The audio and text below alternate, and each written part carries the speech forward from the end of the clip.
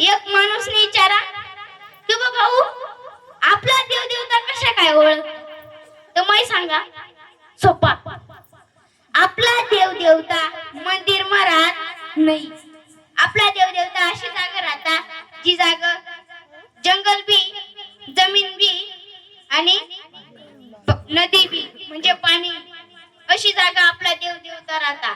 उदाहरण वाघदेव नागदेव सूर्यदेव चंद्रदेव या देव देवता निसर्ग मा राहता त्यावर आम्ही देशनी पूजा करतो आणि ती देवता असा मानजो.